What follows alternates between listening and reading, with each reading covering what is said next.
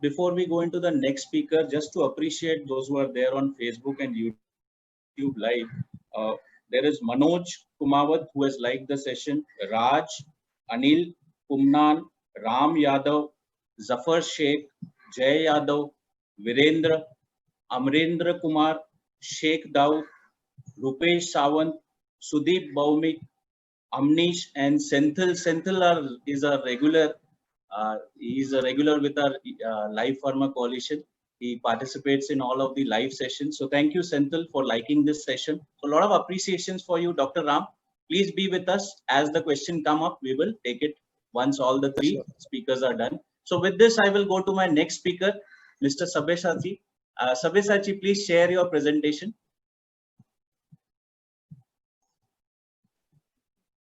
Mr. Sabyasachi again is a person who started his career in sales, and from sales he went into training.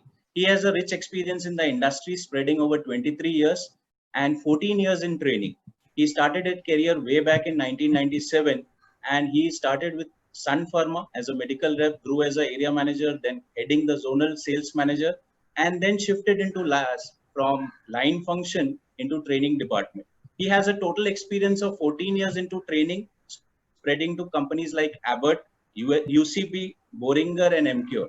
And to talk about Mr. Sabyasachi, as I've already shared, he is a certified trainer for situational leadership from Ken Blanchard. And I'm sure today he will give you a lot of value addition on the situational leadership, especially when we talk about new normal.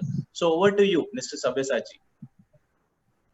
Thank you. I hope I'm audible to everyone. Yes, very much audible. First of all, thank you, Vinod, for this kind introduction. Just hold on. Okay, now as I've already mentioned in the beginning during the context setting that in my session I'll be focusing on one very major aspect of leadership role, which is people development. Now, situational leadership is a widely accepted global concept of people management. So I will take you through the concept, and also I will try to bring the relevance of this concept in the pandemic situation or the current situation of new normal, what we're saying. By saying that, I'll start my presentations by sharing certain data facts. In 2000, early days of the pandemic situation in 2020 March, the Ken Blanchard Institute globally conducted a survey to find out the most commonly observed leadership challenges in pandemic era pertaining to people development, right? And when I saw the paper, there are a couple of data points because there are numerous industry and there are numerous challenges. But I picked and I put it in the presentation, couple of data points which I found extremely relevant to the pharmaceutical industry. So let me share those data points, and looking into the new normal scenario, this is absolutely appropriate. The first, the findings that they mentioned is the individuals need to develop newer skills. Now, I'm sure everyone agree that there is a paradigm shift in the situation, in the circumstances and the environment, even in the working pattern. And now, to survive in this rapidly changing scenario, it is very, very important. It's a dire need today to develop certain newer skills. Now, the challenge for the leadership is to identify what kind of newer skills that is required by every individual team member.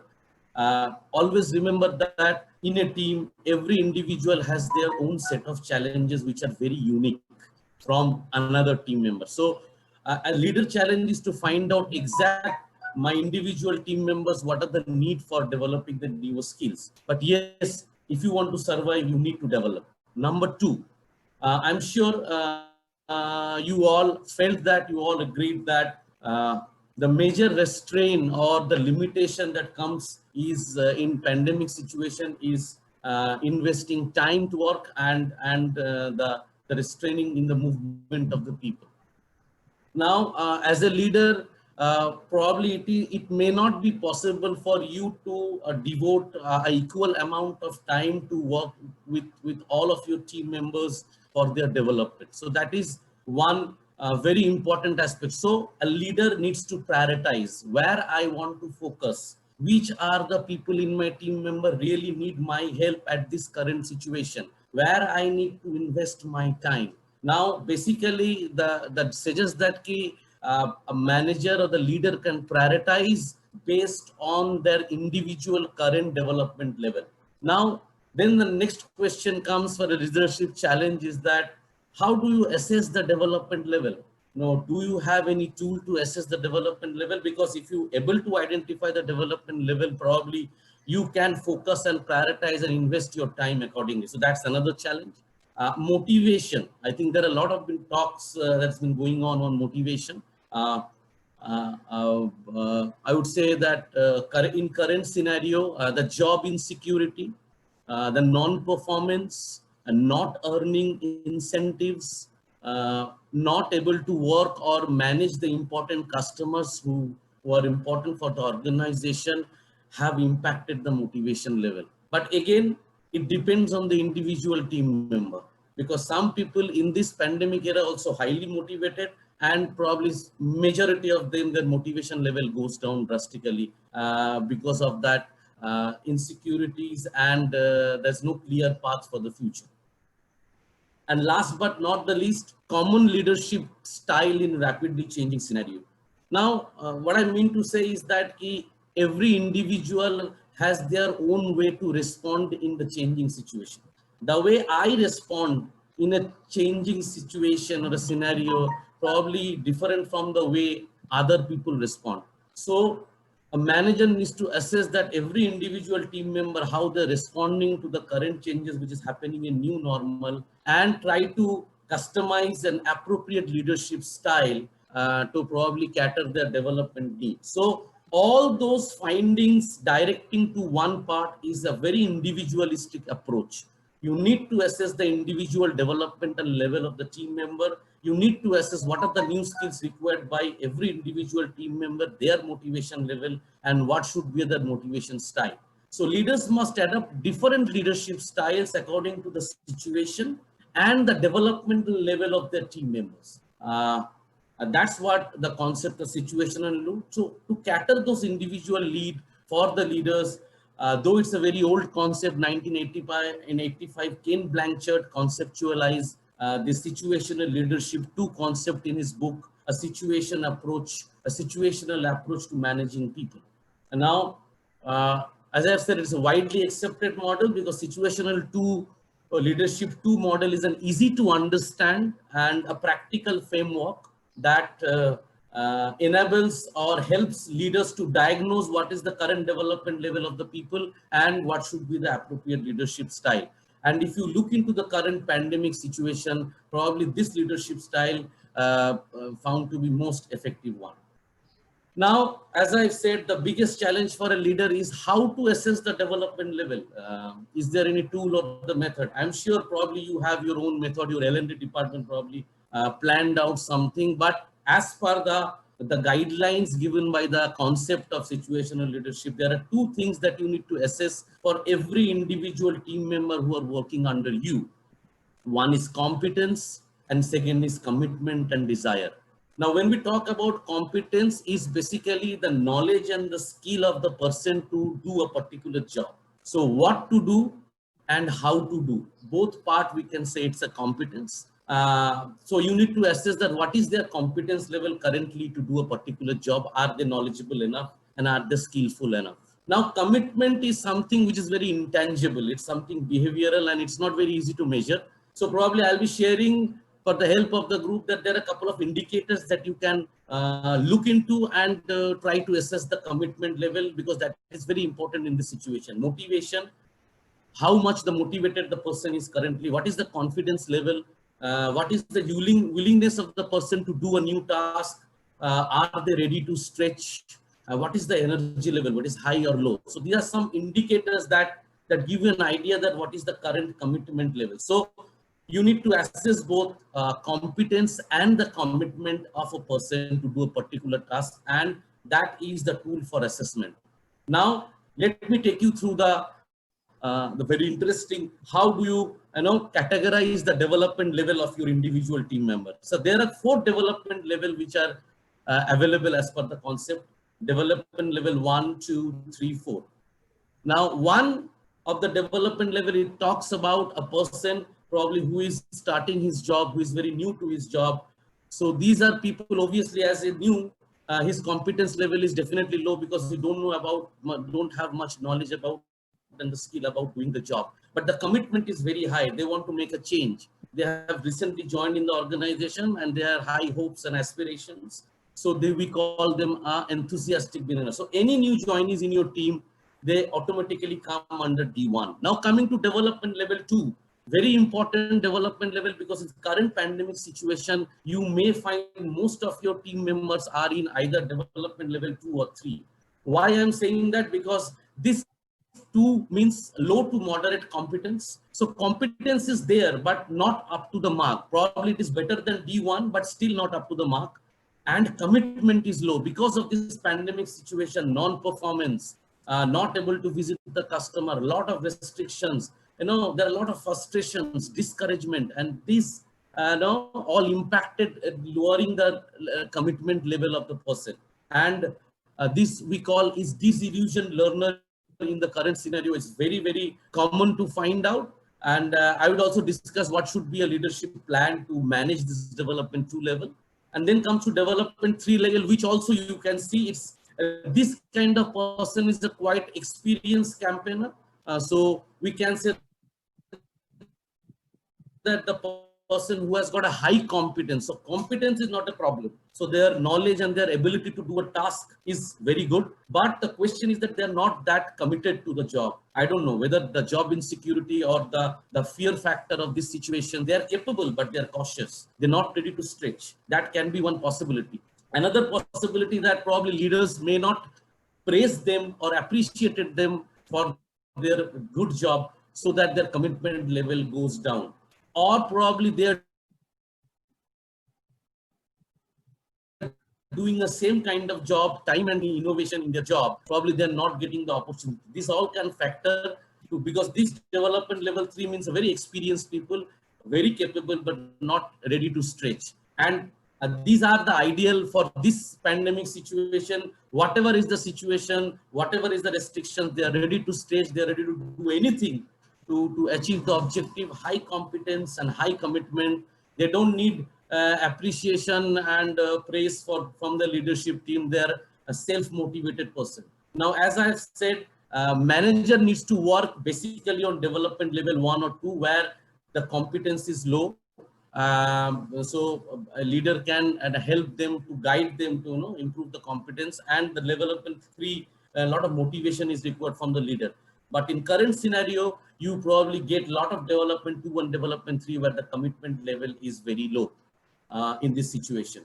Now, a small picture, you can see a picture, the 4th quadrant, where I'm saying that a lady for the first time tried to do a skiing, and there at the 4th picture depicts that they're at the different level of they're in a different development level, either D1, D2, D3, D4. So I want some response that according to you, who are in D1, which quadrant is D1? The picture says A, B, C, D. So you can mention that whether A is D1 or D2 or B is D3.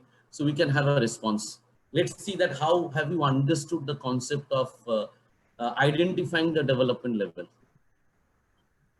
Probably sometime you see the picture and see that the characteristic, low competence, high commitment, low competence, low commitment, high competence, low commitment, and high competence, high commitment.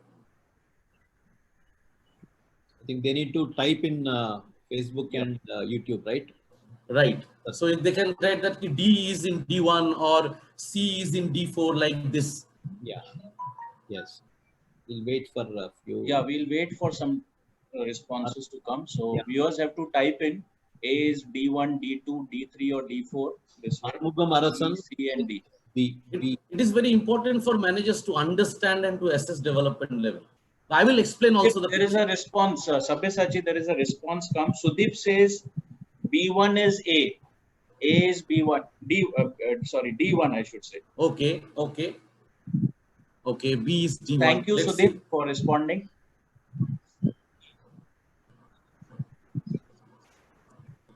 There is again response from Satish. Satish Sarthi says C is high competency and high commitment.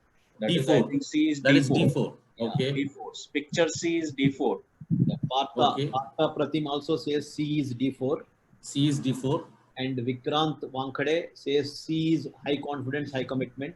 D4. So it's very easy to understand D4. But as I said, you're challenged to understand D1, D2, and D3. So, okay, I think, should I go ahead, Vinod? Yes, yes, yeah. Okay. Now, as per the picture, so it's a new task for a person. So first time the lady is trying to practice a skiing.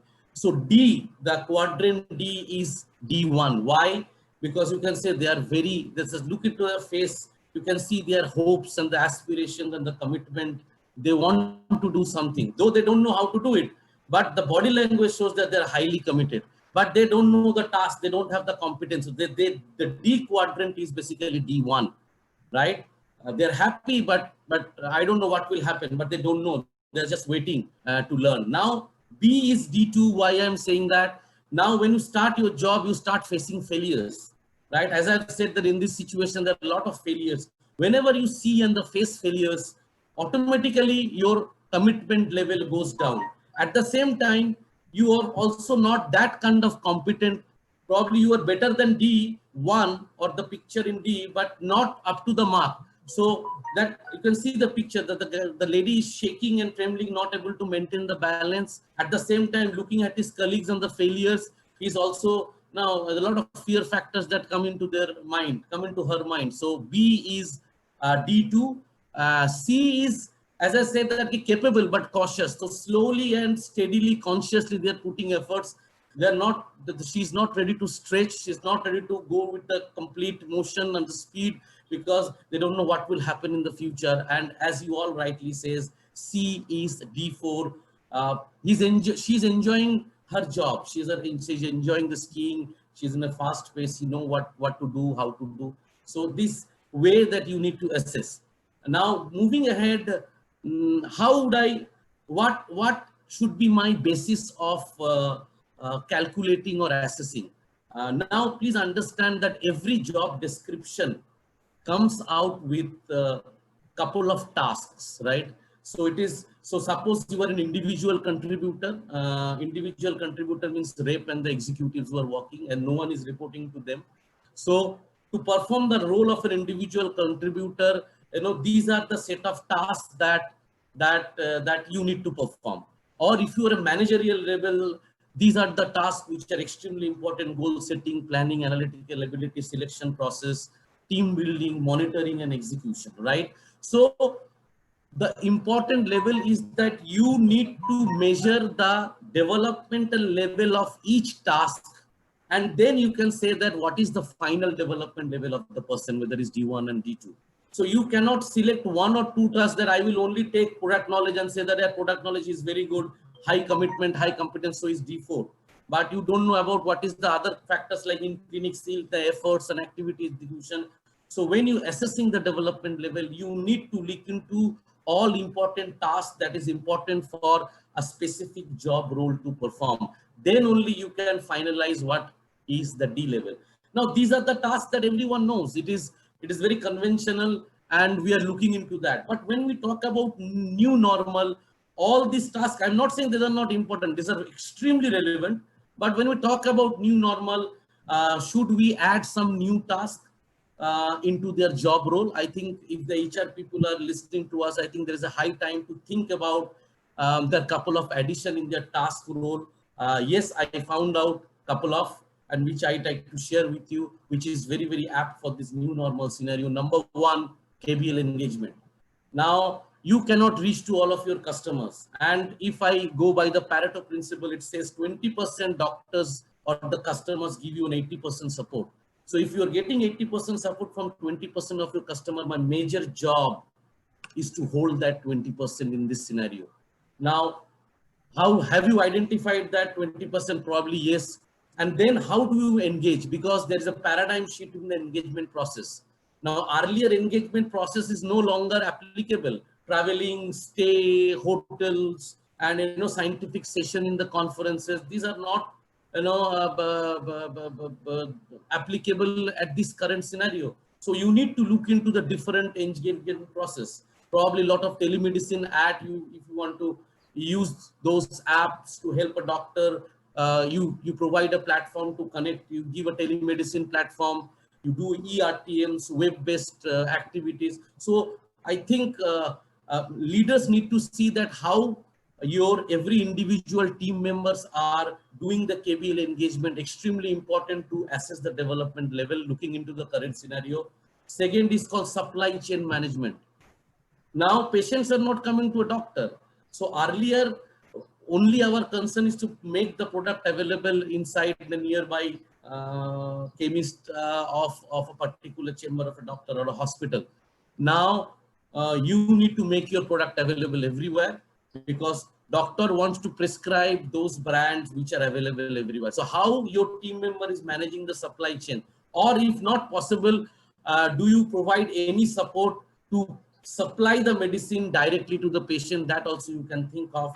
Very important development that you need to include in the task of both managers and the individual contributor. Adapting digital outlook. I don't want to spend time. Everyone knows that the entire things are going to a digital way. Social media utilization level of your individual team member, how much they are following the doctors, how much they're using WhatsApp, and try to understand what is their major customers, groups, and the followers, and the likes and dislikes. And last but not the least, crisp situational communication. Probably doctor will give you time for visit, but the question is that how much time they will give. They will give you a couple of seconds. So are your team members are comfortable for an elevator speech?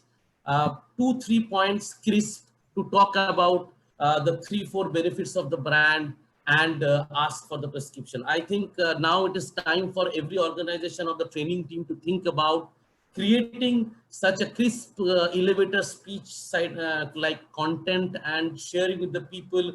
Probably you can help them practice through a video call or video recording how they're delivering, but extremely important development level. So I think looking into the current new normal, these are the 5 tasks that needs to be included in the assessment of the development level, because these are what is the new normal or the pandemic situation demands.